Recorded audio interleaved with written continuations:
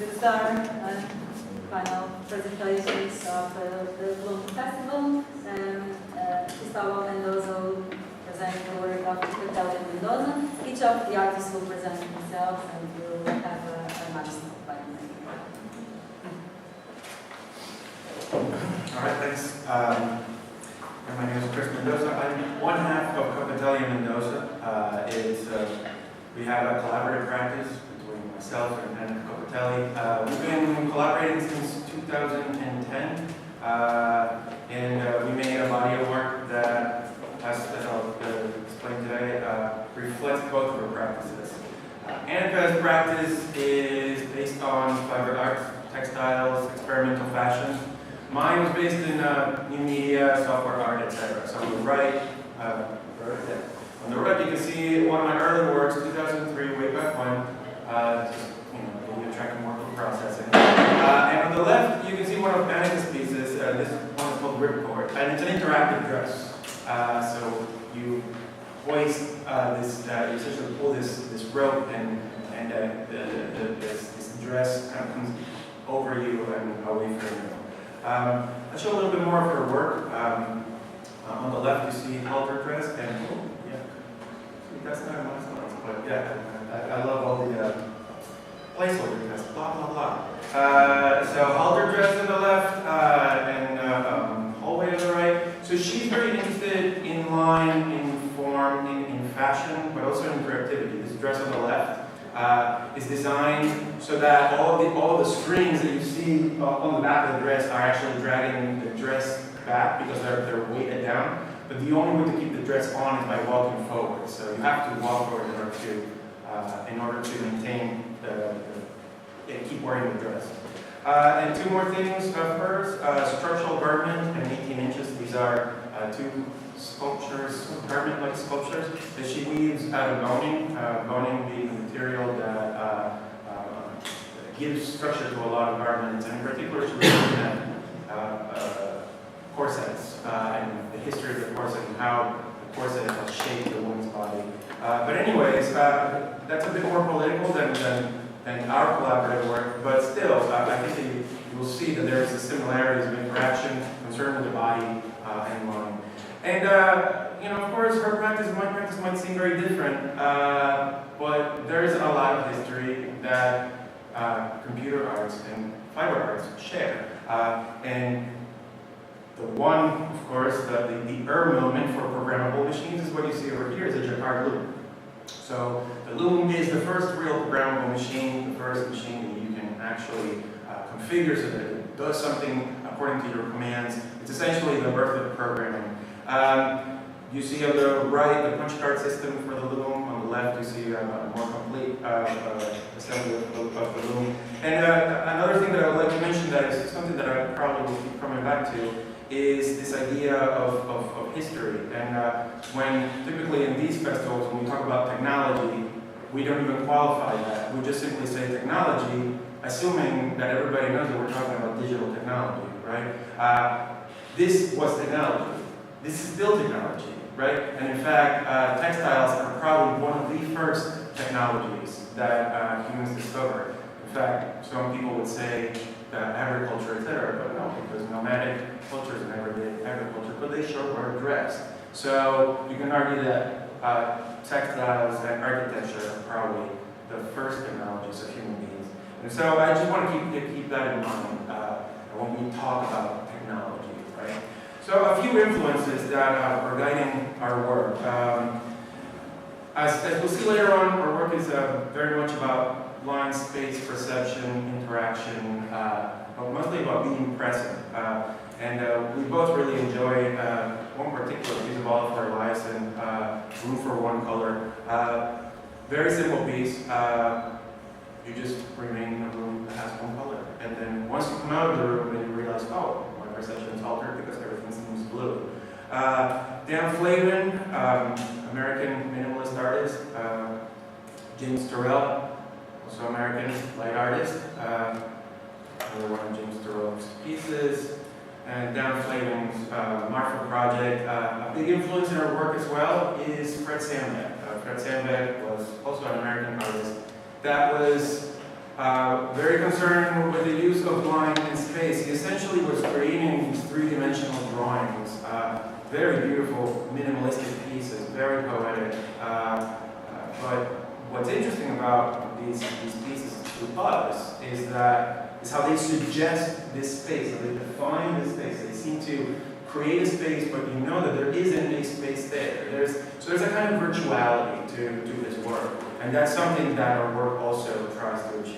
A few more quick sound back. And finally, another big influence of ours is kinetic art in general. Gabo, kinetic construction standing wave, and Julio Lepac, Argentinian artist, worked a lot with light and created a lot of works with light, shadows, and movement. I'll show more kinetic a little bit later on. But anyways, how does that lead to our work? Well, it starts with this. And this was an accident. Annika and I did not intend to collaborate. We did not set out to, go make art together that has light and this and that. It was a complete accident that we're working together. She happened to be working in my studio, and I was working on a completely unrelated thing. It was a piece of software that was going to, illuminate buildings because I was in Detroit, we live in Detroit. And somehow that made sense to me, and it still sort of makes sense to me. But she saw it, and then she said, you have this software. Why, instead of thinking big and projecting on a building, why don't you just project on a line in space? And I'm like, what? So she drew a line in space. She drew that. Essentially, it's a small sculpture that is made of elastic cord. And then I projected it with my program on this sculpture, and it was this really kind of revelatory moment. I was like, wow. So this is interesting. This is more interesting than what I was doing on my own. So that set off this whole collaboration. Set off a whole series of explorations that began with our first Yoki piece, but it's the first one. I'll show it. It was called Nervous Structure, and it's part of a series. As you'll see, they slightly get nicer, and I'll show you a video of Nervous Structure 6, or 10 rather. This was in Brazil, I believe. So if you haven't seen our piece that's in the pier, you can see a little bit of documentation over here. So the Nervous Structure series was about connections, really. It was about interfaces. The idea was that we're connecting these two parts of the wall. We're connecting the virtual with the real, and we're also connecting you with the system. And in addition, we're connecting, as I'll talk later, we're connecting these two planes, creating interference. So the basic setup for the Nervous Structure series is as follows.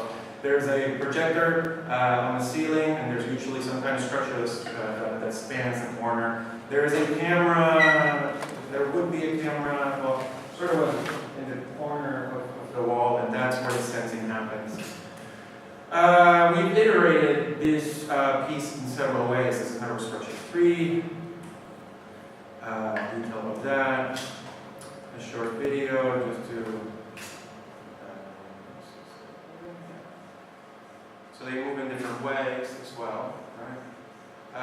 We also experimented with different materials. This is Nervous Structure 5, in which Annika sewed a series of spandex tubes that we then projected on. Now, what was fun about that is that from a distance you couldn't really tell whether it was neon tubes or it was a projection. So that was just this nice added benefit for us. This is lit, and this is when the lights turn off. Just a brief video as well. One of the things that is kind of interesting to me to work like this, because I'm coming from the software world and the media world, where you come up with one idea and then you make the project and then you have to move on to the next idea, right? So on and so forth. That's not the way at all in which we're working. We're working essentially with one idea that we keep iterating over and over and over and over again. And it turns out that the more you do this, the more that we do this one idea, I think the more things we find out about it, the more things that we find out about it that are new. And it's interesting because you can use it as a point of departure for all kinds of things that are still related, but they don't take this huge leap of creativity to achieve. And that might sound like laziness, maybe it is. But it's just a completely different way of working. I mean, it's rather liberating to have to not come up with something totally different and new every year, if you have to have new work. So in a sense, we're working like traditional artists, right? I mean, this is what most artists did. If you think about it, most artists really only had one or two good ideas in their lives, and that's that, right? So why can't we work like that as well in this medium? So I think that's what we're trying to, one of the things that we're trying to possibly with this work. So another connection that I'm going to mention between Annika's world and my world is the moire pattern. So the moire pattern is essentially when two regular grids intersect in some kind of way. What was funny to us is that we both knew what moire was, but moire for people in textiles is something very different than moire for people in the graphics world. In the graphics world, people don't like moire patterns. They're artifacts. They're, when a grid is in a grid of pixels, which of course in any screen is a grid of pixels, you'll have some kind of aliasing or distortion or artifacts created by this interference, right? Here's the funny thing about moire. The word itself actually comes from a textile effect. In fact, the word moire means, I believe it comes from a Moorish word that means water-like or water-like effect. And in fact, it was people that were doing textiles that first coined the phrase, and in fact first created the effect by essentially layering two sheer fabrics and creating that beautiful interference pattern that then emerges. On the right, you see two not true moires, but a fabric that has been woven to look like moire. And really quickly, because it's fun and sure why not, I make this little moire pattern processing app. So just to show you, I mean, I'm sure that most of you already know moire pattern, but anyways, this bear, it's nice to just see the example. So we have two grids over here. They have to shift, right? But once you start rotating, then you see this wonderful emergent quality of the moire pattern. However, if you overdo it, then that emergent quality just sort of disappears. There's this sweet spot in which the moire pattern really emerges and it just really becomes this perceptual effect. It works with other orientations, curves, right? And even works not just in one-dimensional patterns, in two-dimensional patterns, and probably 3, 4, 5-dimensional patterns. Interference patterns, again, happen when you have two similar grids, repeating grids of some kind, and you shift one in relationship to the other. So artists have taken this effect to great lengths and to particularly effective conclusions. This is Bridget Riley, famous British artist. We are very fond of her work, but we're also very fond of what I call the Venezuelan constructivists. So the two key Venezuelan artists that we reference all the time are Carlos Cruz Diez and Jesus Soto. This, you can see Carlos Cruz Diez's work. And Carlos Cruz Diez has essentially built a career out of color contrast and moire patterns. Most of what he does is just he creates interference grids of these kinds. He's also not just created prints and paintings, but he does whole installations that deal with the idea of perception of color. And Jesus Soto, which has done or did also these beautiful kinetic pieces that also deal with this idea of interference. And he also did this series of pieces called penetrables or penetrables, which were fully immersive, interactive pieces. The idea was that you could walk into the sculpture, and it was an immersive and sensorial experience. You weren't just watching the art or looking at the art; you were in the art, quite literally. And in fact, seeing a penetrable and actually being in a penetrable is one of my first, if not the first, art memory that I have. So that leads us to our notional field series, in which we use, or make use, make much more use of the moire pattern. In fact, the moire starts really becoming the essential part of the work. Let me fast forward a bit. So it's the pieces are mechanically similar to nervous structure, but of course now we're dealing with a lot many more elements. We tend to make them flat on the wall, yeah, they reference that part of art history, right? Kinetic art, and I guess participative constructivism. Detail, and you know, again, we're iterating, right? So the first one is a given size, but then they grow.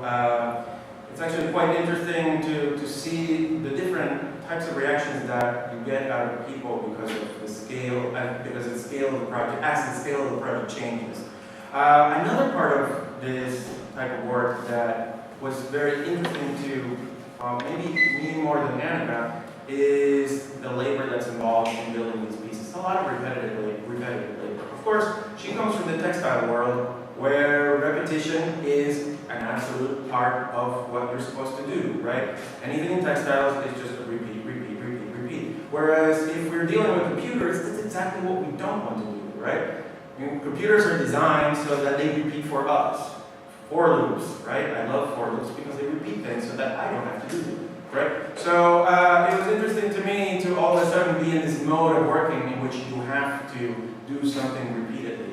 And you know, I guess that some of us that work in this medium forget sometimes how nice that feeling is of being able to just do something repeatedly so that, you know, the whole world falls away. There's a kind of Zen-like state in which you have to get in order to, you know, do this efficiently and effectively. You know, especially when you have a piece that's as long as this is like just 50 feet, so that's what, like 18 meters or something like that. So there was like 500 strings, so a lot. Well, I'm going to skip through this because I want to show you. So yeah, another thing that back under black. So there's so I do want to talk a little bit about this because this is another thing that we found very interesting. Again, because we keep iterating over the same thing. So now most of our pieces have a black background. But what's interesting about that is not just the contrast, etc., and how it highlights the moire. But one of the things that we found is that if you see over there, there's a slight tinge of color. There's like a purple and green in the color. And we're projecting white, so we shouldn't have color. But what's happening is when the projector hits the line, hits the elastic cord, the projector light diffracts ever so slightly, and so it decomposes into the colors in which it's made, that the white light of the projector is made out of. So again, this is one of the things that we didn't know that we were going to encounter, but now we constantly exploit. And we can only do that because we've done this so many times, right? Another part of our practice that I want to mention is that we work very site-specifically. So this was in the Denver Art Museum. This is the top view of this gallery where we were supposed to install a piece. That's the view from the entrance, more or less. So you can see that this room is kind of crazy, right? I mean, that was the wall. It's a bit crazy. But for us, it was great. I mean, it was a great opportunity to really adapt our work to this very wonky space. And we also wanted to then add sound to our work, which we did by collaborating with my good friend Peter Sterstrom, and this is the result.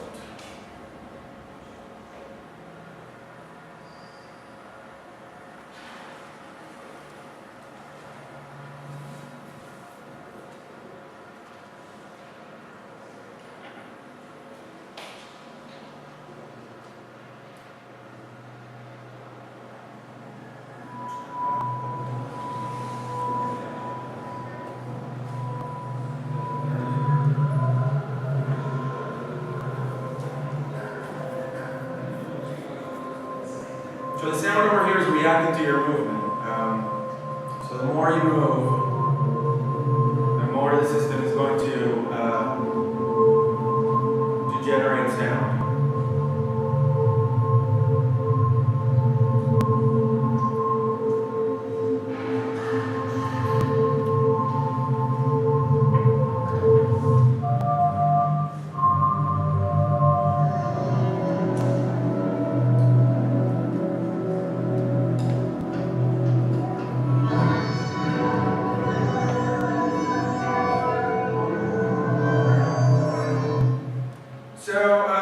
These are a couple of stills of that installation.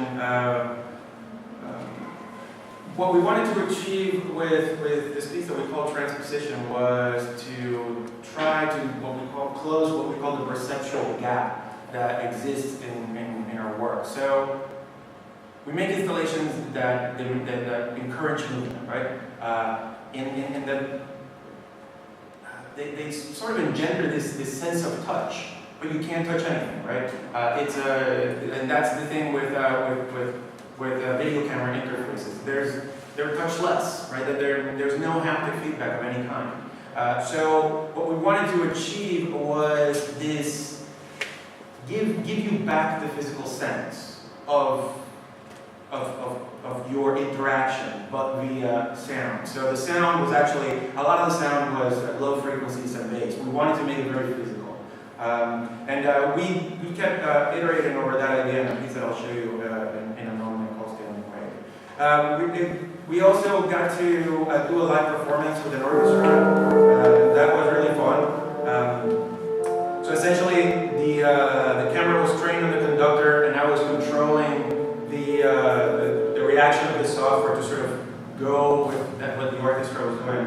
And this is a line of work that we would love to keep exploring, but we haven't had the opportunity to do so yet. So, Standing Wave is further development of transposition. This time around, what we did was we projected on two sculptures. The two sculptures that were covered in sound-absorbing foam. Guess not. Okay. Alright, so I guess I'll have to leave that for some other time. It's on my website. So I don't know what happened to the video. So a couple of final things. Things that we are interested in. We're trying to move into non-interactive installations. So trying to create things that are essentially software animations that are combined with sculpture. Interaction is all fine and dandy, and we love interaction, but we would also like pieces that explore those conceptual and aesthetic ideas that we have in a way that doesn't involve people having to immediately just have to dance in front of it for things to happen. So we've been exploring different ways to do so, very minimalistically, in possible polygon, in a much more, I guess, maximalist way, a linear cycle, and with untitled interference, what we're doing is experimenting with screens as a way to create the interference patterns that we're interested in. And I know I'm out of time, but I just wanted to show you a couple of renders of things that we are currently working on. This is for a lobby of a building. But essentially, we're trying to transform our work, which has typically been projected, into things that are based on screens. And what I think that points to is how we use this display technology. For us, the display technology is never really about displaying images. It's always more about using the display technology as a material, as a source of light. And as a result, what we're always doing with those display technologies is combining them with other various materials and essentially bringing them into dialogue with the physical world. So that's a little detail. Those supposed to be reflective steel, and yeah, this is sort of the prototype that we're working on. But anyways, that's it. Thanks. If you want to see more videos, Cuppetelli Mendoza.com.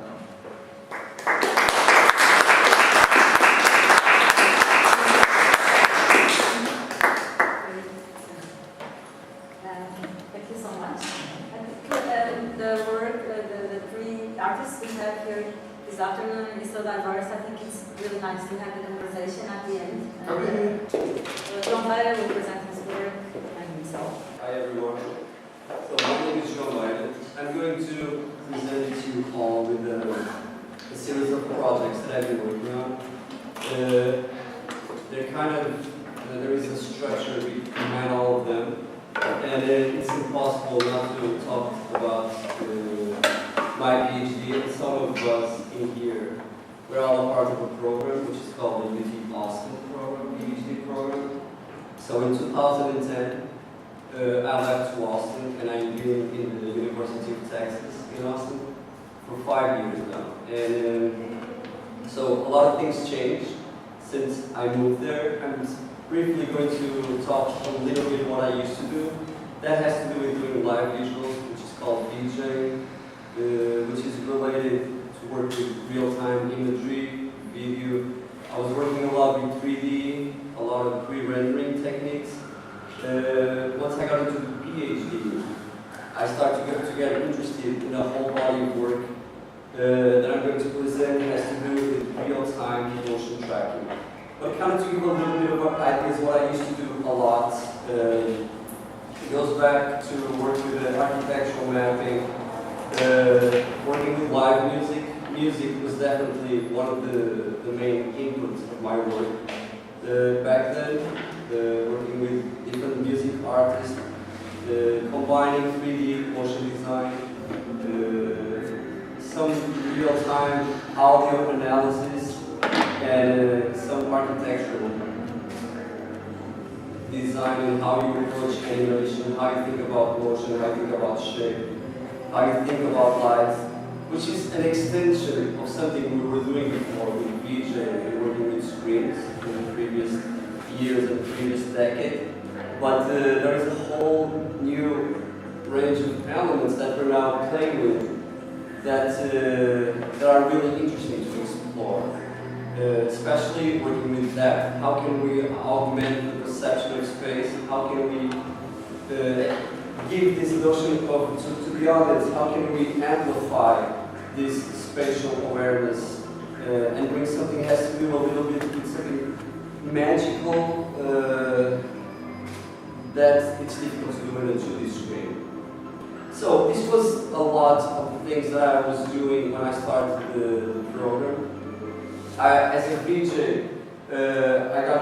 I did a lot of installations with working in museums, doing lights, working with lights, very similar to the previous presentation, how we can work with content, how we can occupy space. I don't want to spend a lot of time in there. I'm just going to also show a project that is related how we occupy space with content, with media. This is something I've been working in the last years as well, that has to do with working with unconventional displays. This is trees. I've done this last year in a festival here. It's called Boom Festival, festival in Portugal, and this is the only installation I'm going to present. It's basically this kind of idea working with mapping, and here the only thing I did for this year for South by, I incorporated a motion tracking system, simple Kinect camera, which allowed me to pretty much having this 3D object and character to follow the motion of the people in this body space. This was a part of South by Southwest Interactive, and it's something I've been also doing, and I believe it's an extension, thinking about 3D video mapping, thinking about space architecture, but also nature. Yeah, this kind of illustrates a little bit of the tracking process. And it's really interesting to understand when you work with these kind of ideas and techniques, how children and the younger generations are so much more captivated and able to interact and to understand this kind of language. But this was kind of something I do with my media, working with projection, working with video. What I wanted to share today and what I want to focus a little bit more is kind of the body of my work related to school and related to working with performers, with live performers. So I'm between a project, a live performer, and I'm supposed to design a system that is going to somehow mediate this communication, just like a live agent. So the first project that I did when I initially moved to Austin, working with a choreographer, that his name is Cuppetelli. We did a show that I was really interested in understanding what exactly I wanted to do in terms of designing systems for real-time visualizations. And my first challenge was pretty much working with a simple multi-touch and kind of similar to what we might call live drawing.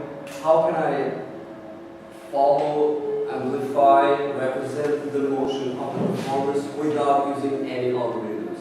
I'm actually controlling all the motion. With 10 different fingers and a very simple application from any multi-touch, you can pretty much recreate this kind of language, and it becomes about how you perceive motion, how you understand how you go every day to rehearsal and you work with them. Just like playing an instrument, just like working with guitar or any other strategy related how you compose something as a piece with the dancers and the choreographer.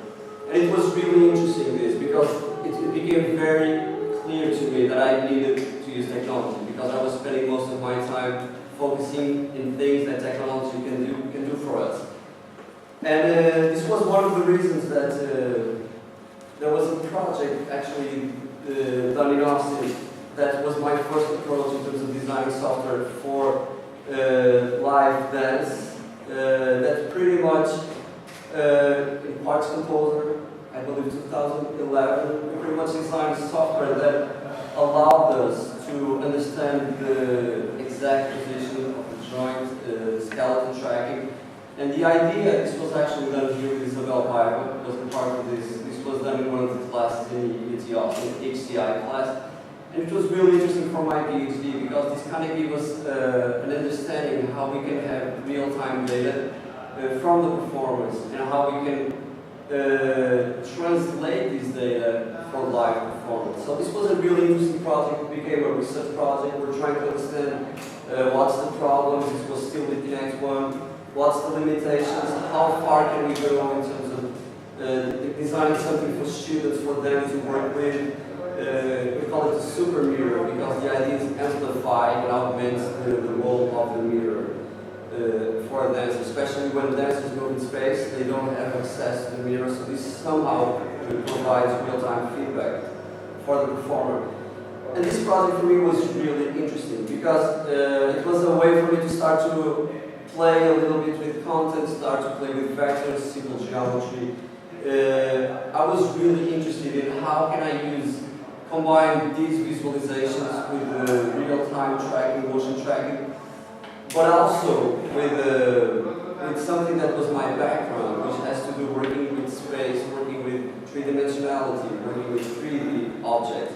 So the first project that we designed in Austin, that was a bigger scale project, both with Cuppetelli and Bruce Pettigrew and Martin Ferraz. Within this project, the concept is really simple. Pretty much dancers are inside of a 3D object, which is kind of a half semi-half cube. So it's basically 3 different surfaces. And it's how we can augment the perception of this space through motion for the audience as a performance show. So the first, this was all in Parts Composer, using basic tracking systems that pretty much allowed us to kind of track and follow this three-dimensional space. Of course, there is a lot of bugs, there is a lot of problems, but it was really interesting starting to make this transition between motion and representing 3D animations in real time. So this, we started to do some tests. How can we have this in the stage? How can we allow performers to interact with this? And the theory is very simple, is that the performers and the rehearsals change because it's not so much in how the choreographer thinks about it's not how he envisions exactly the choreography, it's how the choreographer works now with the dancer to make the softer part of this process. So it becomes an agent of these interactions, which is really interesting as a process. It becomes really, really interesting. So I'm just going to show a little bit of of the show.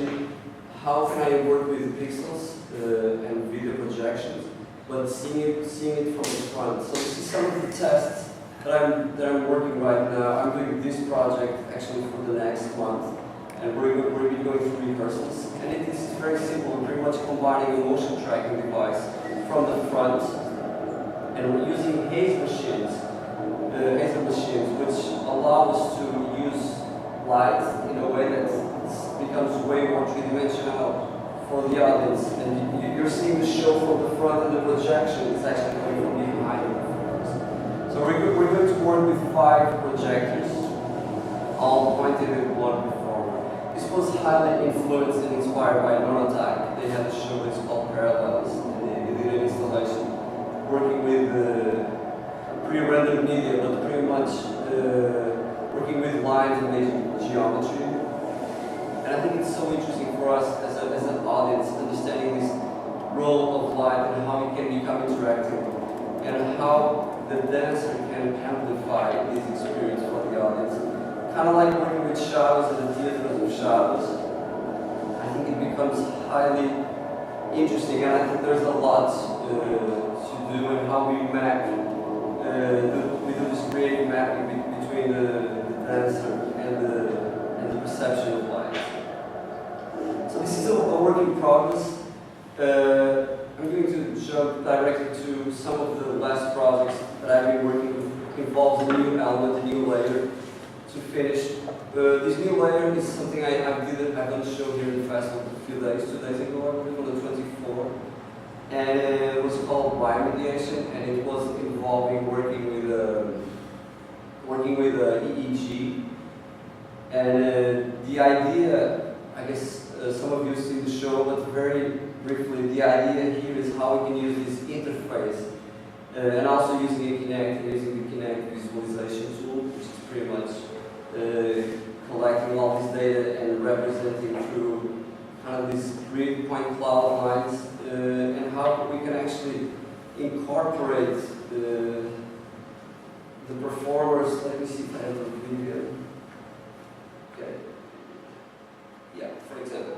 This is a video that shows how the tracking, for example, here Iago is actually, we're calibrating, trying to understand how can Iago, for example, thinking left and right, and mapping these shortcuts of the mind, he can actually control the visual camera. So this was a lot of the exercise we've done before the show, and this was during an artistic residency in Connecticut, and it's really interesting to understand how we can control the Kinect camera or any other camera. The Kinect is particularly interesting because it's all data, so you have access to this information.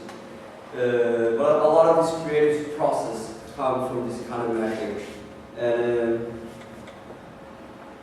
yeah, and basically, one of the last shows I've done in Austin a few months ago, to finish the presentation, is pretty much combining the motion tracking as well with the EEG. This was also done with Rodrigo Vives, which is another Portuguese artist. He was also here doing a show, also in 24, and working with also in the ugly way. We're pretty much working also with projections on the floor and using cameras, but the most interesting thing of this show for me was actually also working with the EEG again. And how we were able to incorporate the visualizations and also working with the gyroscope here is actually pretty interesting how we can map the data from the gyroscope, which is actually coming from an iPhone in this pocket, which is kind of cheap, easy technology, and we can easily illustrate this rotation of the body and this perception of motion. And one of the challenges that I think for us working with EEG and interface and performance, how can we let the audience understand how and what we're doing? That is definitely the challenge. I don't think I have a solution. I don't think I didn't figure it out. You can see here Iago is lifting his hand kind of to illustrate what he's trying to do. And we still need to use this kind of metaphor. We're still trying to find ways to go beyond this kind of easy metaphor, but I think there is a lot to do, and I think there is a long run. But I'm definitely here to try to learn and try to do my best, and hopefully I'll become with some new data soon. Thank you.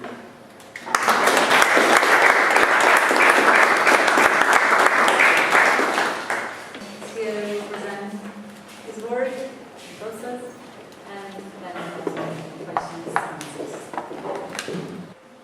Hi everyone. So as Monica kindly introduced me, I'm André Sier. I've been an artist for 18 years, more or less, and I've been developing a lot of my own artistic practice and research through making arts installation with interactive technologies, mainly using my own programming, either in Max MXP or processing, or now more recently open frameworks. I've been developing work since the late 90s. That's when I got into computers. I was studying painting and sculpture at Arco, and then I finally figured out I could have this big interactive infinite 3D space. So I tried to learn how to program and to master 3D code, OpenGL, audio processing, interaction, camera-based interaction, and I've been developing a lot of my own learning by sharing also some of the libraries and code that I do open source for these environments, like processing, open frameworks, also some Arduinos. And my work is basically around this series that I have here on screen. So I started with structs. I have already 10, 11 pieces of this series, which is my first encounter with a digital environment, a digital interactive environment.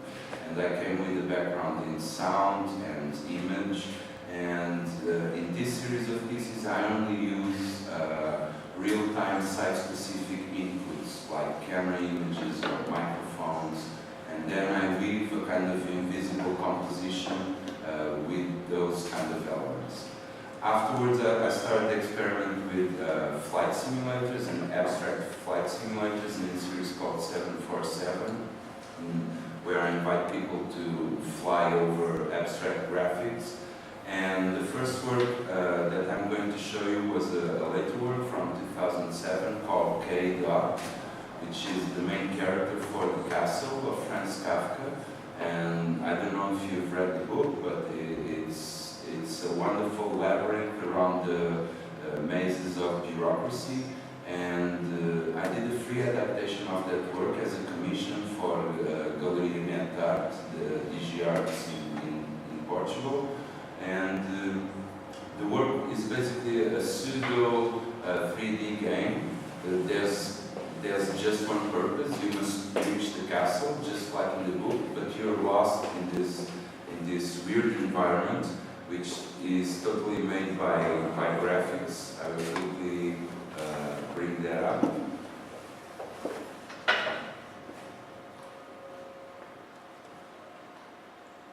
And the thing I like the most about this work is that it's work that is contained in 64 Ks of memory, and still it spawns like this infinite abstract space that is audio-reactive.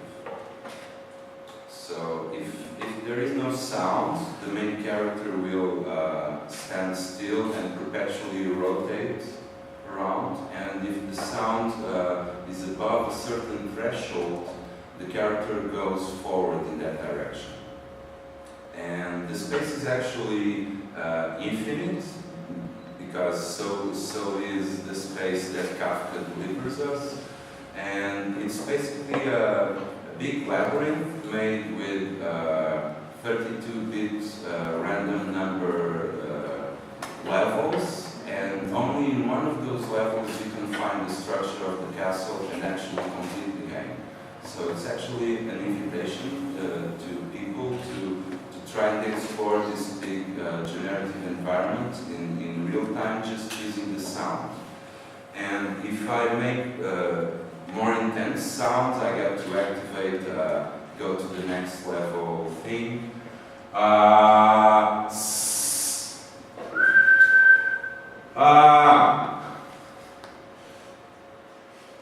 Okay, this is always a bit different with Linux sound cards and Mac sound cards, so I always need to slightly calibrate the software. But as you can see here are the main ideas of the work interaction I'm trying to explore, even though in this video game-like world, because I really enjoy painting and sculpture and reaching this kind of enormous abstract spaces, but trying to actually give people the chance to inhabit these spaces and to be lost inside these spaces and to actually have a game with a purpose that you can follow. And I really enjoy mixing game technology with painting and video and real-time interaction because games are the most sophisticated programs that you can build because they are highly complex. They have menus, high scores, lots of different interaction modes, logic for players and NPCs. I mean, it's a whole vast and complex universe. And I slowly started walking the path towards building that kind of engine, and this is running on top of processing at 60 frames per second. Even in a netbook, I get really nice performance because I use this lo-fi 8-bit 3D graphics that I've been exploring throughout my work.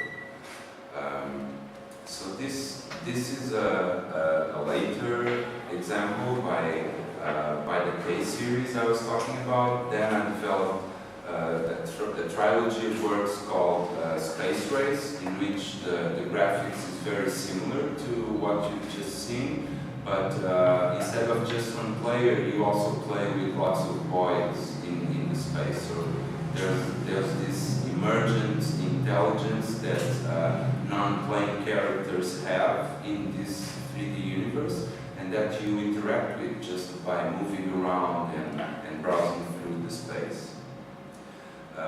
So after K and this space race trilogy, I've majored in philosophy. Actually, it was a big transition for me because I actually quit art school because they didn't provide me the technical knowledge to operate computers that I wanted to use in order to make the works. So I've been developing on my own for this last 18 years this artistic practice, and I want to do a kind of virtual cosmogony in a series of pieces that have a website. It's on universe.net, all the words doubled, and it's a lot of art pieces related to how we could spawn a universe out of nothing and try to make a concept like unitime. So there's a time for this parallel universe that runs the whole simulations, and there are lots of planets to explore. And I'll quickly show you a video about this exhibition that I did. This culminated in an exhibition in Museu de São Roque in 2011, where I was invited to dialogue with the pieces in the space. And this museum is known for its sacred religious art, which is highly connected also to cosmogony. So it interested me a lot to make this exhibition there. So I'll quickly show you this video.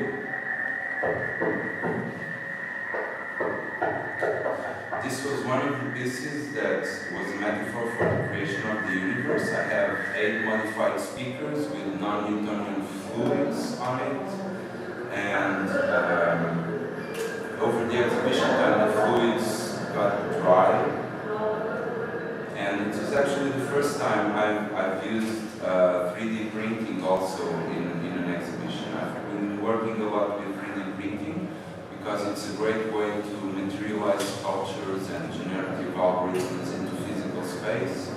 And I did this sculpture series just out of plastic and algorithms.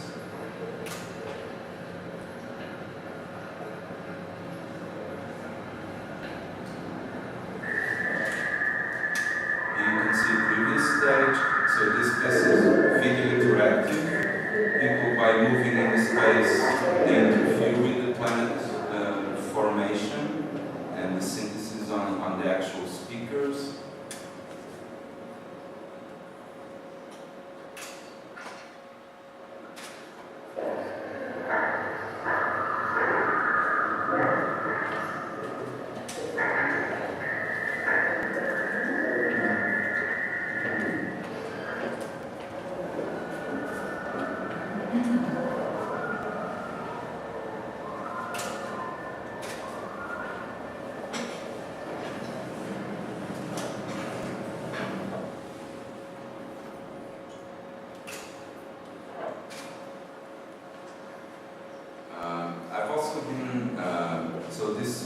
first series was made with like 13 or 14 different pieces where I had this physics simulation spawning the universe and people can interact with and spawn planets to a database that is on an HTTP server.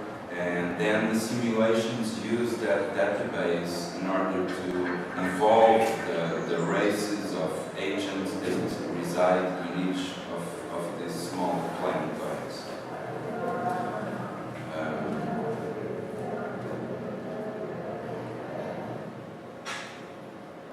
Fortunately, I cannot skip forwards, but this is what the agents.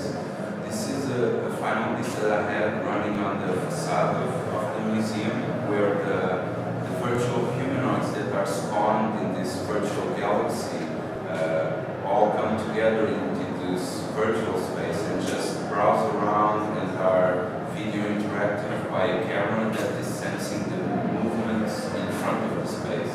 So by being movement, either they are attracted to that spot or they repel.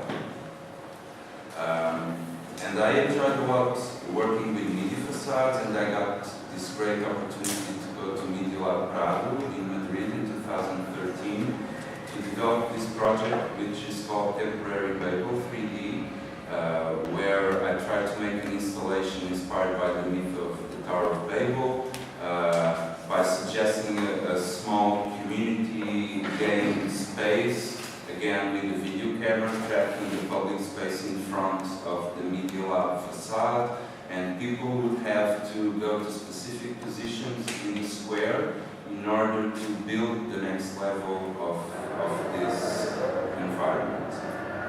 This is also running, this was my first experiment with the Bullet physics engine, which is this great engine that calculates all these collisions and reflections among the objects.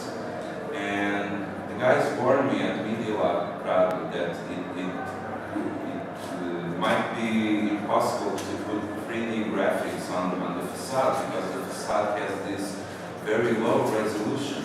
We have this enormous screen, but the resolution is in fact 160 pixels by 120, even a bit smaller than that. But I managed to fine-tune the graphics and create this wonderful experience for people. In the end, they congratulated me because they enjoyed the whole project. The tracking is a bit difficult on the square, but as the levels progress, this architecture of temporary Babel 3D gets composed either by the movement of people in the square or by reaching other levels.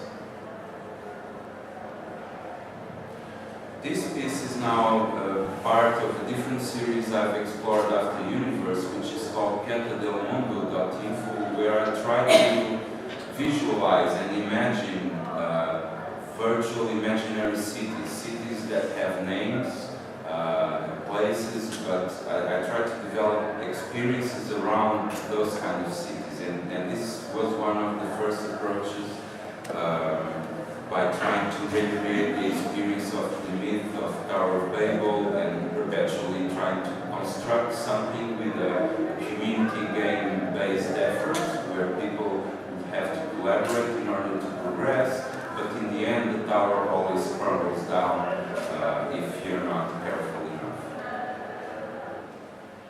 So after this experiment, I went to Switzerland in an invitation from a friend to develop this project called Hyperborea within the Canto del Mundo series. Again, it's this kind of imaginary city, and they have this wonderful device there, which is called the Immersion Lab, where people can, they actually invite several artists to make pieces for that peculiar device. And the device is almost a full circle immersion with four interactive cylinder panes, and with a 16-channel audio setup with a double 8 ring across the device. So we have these touchable panels all around us and this spatialized sound as well. which is two of the technologies that I enjoy most working with. And this was a video recorded this past June, July when I was there, finishing the piece. This piece, actually the whole device is now touring in the Americas because they are traveling with the whole infrastructure, with my piece and lots of other artists' piece, and develop workshops and presentations. So, and this is a wonderful immersion device. Unlike reality helmets, this is a space where you're actually in the space and you can interact. So each of those panels that you see on the screen provides clock technology interaction, where if you place your hands on the screen, I get to know where there's a clock, and by combining the number of informations, all these four screens share the same point of view in the game space. So all people are actually contributing to the movements around this Hyperborea space. And again, it's based on a Greek myth, an ancient Greek myth, where people would have to travel to this very far distant region, and it was a very perilous journey, but in the end it all paid up. And I tried to present this experience by using this game-like interface, because you start with a level where your space is very narrow, but as the levels progress, the space becomes bigger, and you have to actually move around the space just by placing your hand on the screen and driving in this infinite space.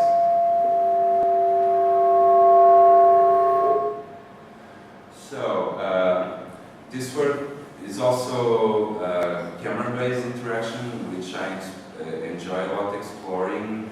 As I've told you, I've developed in 2006 a piece called 747.3, where people would fly around with their arms, just by placing their arms and making an airplane position wings, you can actually control your point of view in space. But this piece was about inhabiting the surface of the sun and trying to offer people an abstract experience of being in this place which is ever buoyant with heat and energy that provides us life. And again, it's a kind of, because I mix a lot visual arts and sonic arts, I have experience in both areas, and this is a kind of meta instrument where you can only play. There are these blue squares that pop up on the screen. They're like invisible keys that you can press, and each key has a frequency, or an oscillator, or a sawtooth wave, or a noise generator.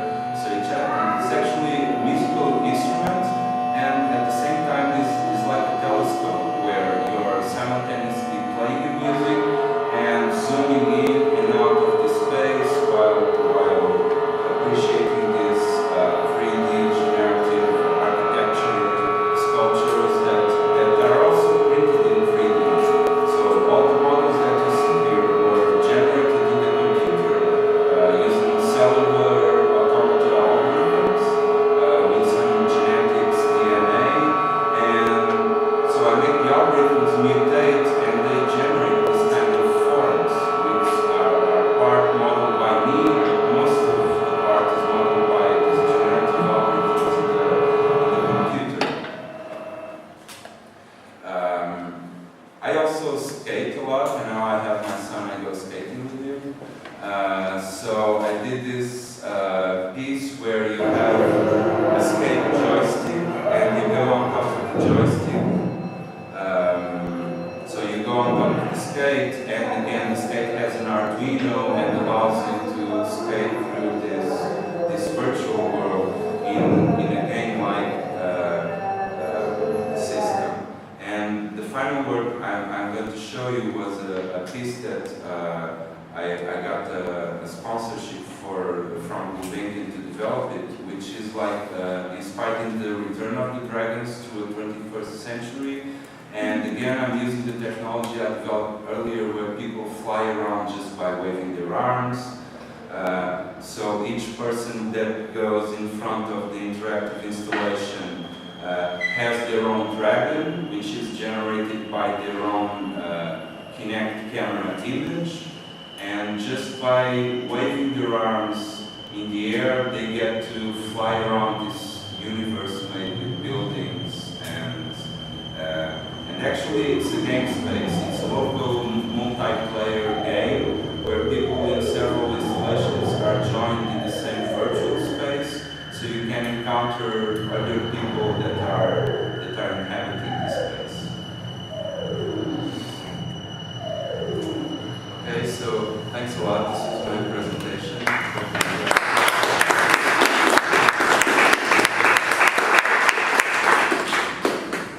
I have a question for André. Yes. How does your process actually work? Because, like, the stuff that you imagine and when you actually execute them, how different are they? Because I know for me, like, the stuff that you do, it's really something very difficult to imagine in a way. Yes. And I don't know, when you start working on a piece, you first define a concept, do you already know how it's going to look? Or it's part of the process that actually makes... It's very different. In some pieces I visualize some interaction of some kind of graphics and the code totally comes out of my head in like a day or 2 days and I have a prototype and then just refine it. But in many situations I'm just exploring around the concepts. I imagine for a concept or an experience and then try to create, so evolve something from it and do small prototypes around it. And in the end, it's a process where I have a deadline, so I must meet up with that deadline and it's surfing around those concepts. So it's more or less like this.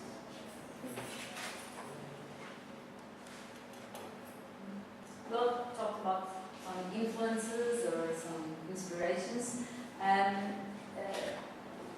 Do those inspirations come from your reflection, from your readings, from your participation in other events and getting to know other artists' works? Can any of you, or each of you, talk just a little bit of the context where you get those inspirations or the contexts? Sure. Well, for me and Annika, we're very fond of looking into history, to art history, and we see a lot of art. We enjoy some of the art that we see, some of the art we don't, you know. But that's what's fun about being in a collaboration is that you can go see an art, discuss it, and really understand what is it about the art that we like that motivates us to do the things we do. I think that a lot of our inspiration comes from that. We see design as well, but also, architecture, bridge. Sometimes things like,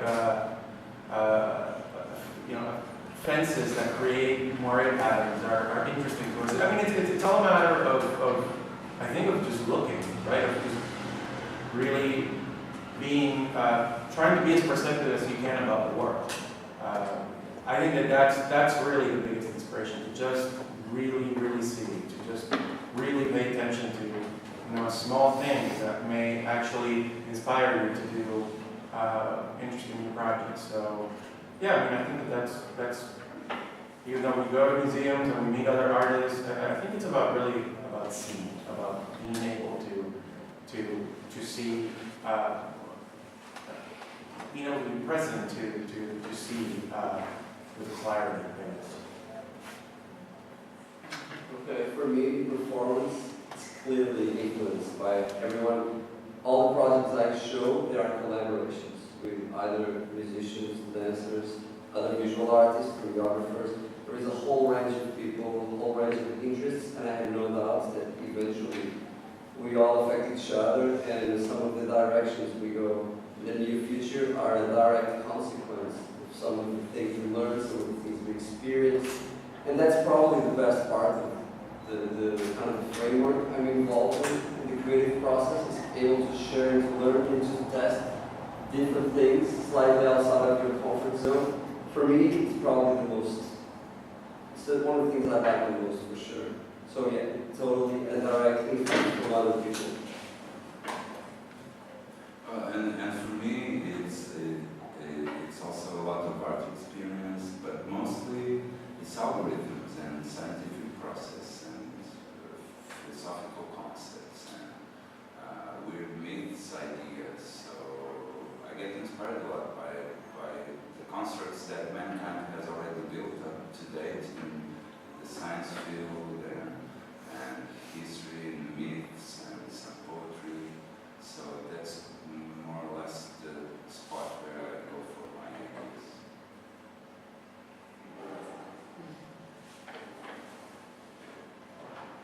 I actually had a, I don't know if it's a question or a comment for you. You mentioned that especially when you were working with the EEG, that you had to have your performer essentially signal that he was working with this interface, because the workings of the interface are not clear to the public, and in fact they're completely opaque, right? And you know, and I've thought about this problem, and it makes me wonder if the idea of creating interfaces for performance should be thought about differently, and I don't know how, but I mean, essentially, if you can't tell if it's interactive, does it matter that it's interactive, right? I mean, if it can be scripted, and because performers are good like that, right? Then why shouldn't we choreograph it? Why should what? Why shouldn't we choreograph it? So why use an interface over just standard time-based choreography? Right. I think the challenge of being there and present in that moment, using real-time media, comes a lot, in this case, to the performer. And I wish Yaga could be here so we can actually explain some of the challenges it probably has, because as you imagine, there is and for me, from what I've been doing, a lot of my interest is actually coming from the problem, from this kind of, which is our limitations. They might be augmentations at some point. And I think it's really interesting. It's not clear to the audience. I do see how it can be clear if we bring this interface, and it's been done before, if we make it clear to the audience. How you can do it artistically, it becomes a whole different problem. How you can do it, just like playing an instrument, how you can use this kind of interface to augment some kind of expression in real time. And for us, it's kind of playing with that a little bit to see how he, as a performer, he can grow, he can find some kind of language that has to do with his elements. And that I cannot answer for, that has to do with Iago. We're very much designing systems for him to visualization, this kind of data. But that's definitely a really good input to the question.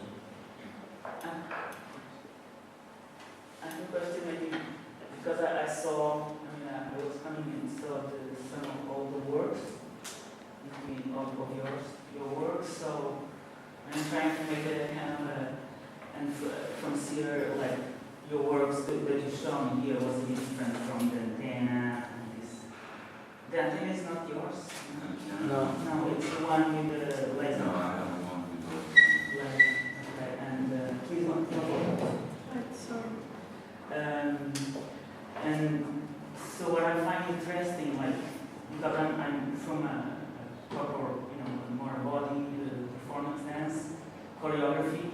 So, and I always when I see the works that from visual artists and dealing with making movement, making like physical body and tangible interface and things, what I notice, and the same with the performance in Jinjiao that I saw, it feels like the body, the movement is always an instrument, like a tool to get into the system to create or get active or produce this.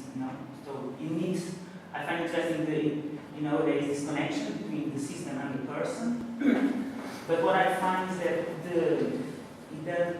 it's the result, the image, what's happening in this virtual world, in this, what is the graphics going on, and that somehow it doesn't revert to the person participating. So for me, that's how I feel it. So it's because I think it's normal because visual artists and wanting to do like, okay, what can we do with this, making scenes more participatory? So there is an inference, but I don't see it revert to the body. That's why like any movement is okay, you just move. And that's why it's interesting this way that it's not choreographed scene, so you need to do this specific movement. Some works are like this. So it's more like able to improvise with these rules, with these setups. And this I think is okay. The only thing for me is that normally it tends to be like not referred to the body. To just get into the image, so it's somehow your movements embodied in this visual world that is a bit getting off. With and normalized and it's very screeny, so everything is audio visual. And with the one with the EEGs, what I found like always that tends to happen is that the performance not even seeing what it's producing. So it can never interact with, so it's not meant to be interactive in this way. And it's also like something that it's like early times in this interaction. So normally there is like, you interact with what you alter. So when it comes into a performance, including the scenes and not being set, right? I think it can be, even if the performer has something like a screen where you can see what he's actually producing. So for me, I think it's interesting this connection with all the works you have, like sort of interactivity, making something like about the connection, not about humans, not machines, like what can we do together to like alter perceptions and understand more about the machines and about ourselves. But I think that the result, kind of result for me, it's like not beyond, but behind like what we can do actually for our audience, for in terms of like reverting to other and the visually outputs. And I mean, I'm generalizing, of course, but just. Yeah, I mean, let me just briefly say something about what you just said. And I really think there's a whole gamut of interactivity experiences. And from my point of view also, I really enjoy Chris' interactivity where it is very simple yet organic motion of the physics-based system, just by people moving around. So it's highly organic, and I think it definitely returns to the body, because the body is this main instrument that we have to interact with the outside world. And it's a pattern that we all here in this stage share, which is different kinds of exploration around that system. I tend to structure my own interaction using this system and also some logics, like you have to do this in order to experience the artwork. But I think there's a whole gamut of experiences, and it totally depends on the work in the end. So it must be very simple, of course, for people to be able to go inside the work or to experience the work. It must be very immediate and concise interaction. always very hard to do. It's always a very delicate chance to produce that if you Yeah, no, I completely agree. And I don't think it doesn't return to the body. I also see it that way. In fact, it's a way of instrumenting your body in a different way. It's a way of using your body in a way that you don't usually use your body. So even though your body isn't physically touching these systems, it is affecting them. And so, I don't know, I think that you become aware of your body in a completely different way when you interact with these types of systems. There's just this different sense. And it's curious too, because I mean, you said that it isn't about the body, but every time I'm interacting with something like this, I become very, very aware of my body. But precisely because my body's not touching anything. You know, it's like there's something missing, and that sense that something is missing makes me more aware of it, you know? So for me, there's that interesting conundrum about I mean, aware of what? Of moving? Of my body, of space, of movement. Yeah, absolutely, yeah. So because I think it's... That's one part of the body, I mean, that's one aspect of the body. Well, sure, it's a proprioception, right?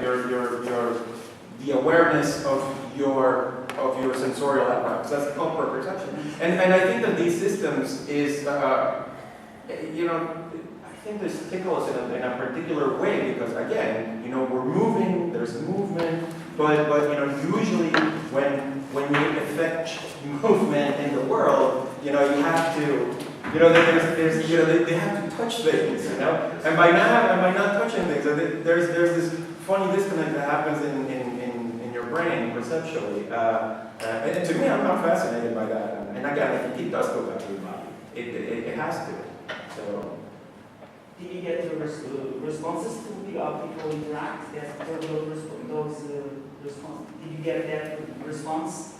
I mean, I've discussed it with people, and once I mean, of course, I have much more experience with these systems than the average viewer of our work, right? So I've been able to think about it a lot more than, you know, somebody that just interacted with the piece for 5 minutes. But I, you know, when I talk to people, I think that they arrive more or less at the same conclusion. They see how yeah, there's this you know, particular interesting perceptual disconnect between what's going on. So, and that's earlier in my presentation. That's what I was talking about, closing the perceptual gap, right? That there is, which we try to do with sound, which of course is completely artificial, but that was kind of what was interesting, right? To just try to, you know, approach a whole sensorial experience that engaged most of your senses, if not all of your senses, but you know, the senses were affecting things that, you know, they don't normally affect. You know, so it's sort of like the wires are crossed, or, you know, I mean, I don't know. I think there's something interesting about that. It's not necessarily hacking your body, but certainly playing and interfering with the way the body perceives. You said something interesting in your presentation about the way digital arts tend to demand that you make all this new work, and you have followed the traditional perspective of exploring a media and a relationship between these two medias you're exploring. So I can agree with you. I think it's interesting to explore these very small variations as it was an old media somehow. But also, there is this moment, maybe I would ask you if you have experienced the moment that you feel that the work is done. Because that happens also with the traditional media. There's a moment that you just feel that the work is done. And if interactivity somehow doesn't allow us to reach that. Yeah, no, that's a good point.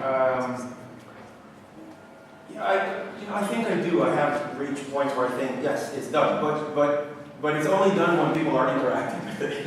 I mean, that's especially in the interactive works. If there's nobody interacting with it, the work doesn't really get completed. So it is when somebody interacts with the work that's when the completion happens. Even though, yeah, the work is changing, etc., but it's complete in a sense that it's now an experience, and it's the experience that more or less moves on, right?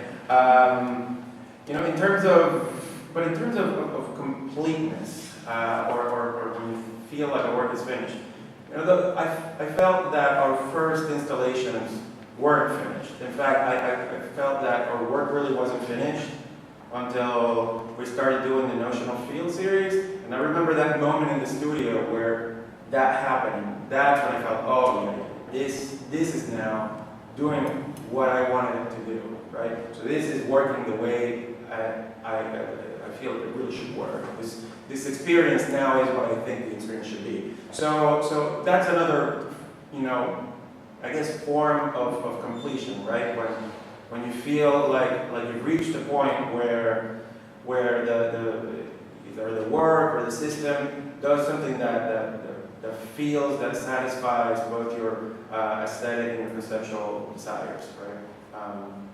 So yeah, I mean, I would say that there's both of those moments. Okay. Thank you for your presentation and availability. Do you still have some questions? Good job. Last time, Plunc is over. Sorry? Last chance, Plunc is over. I want to thank you also. Yeah, thank you.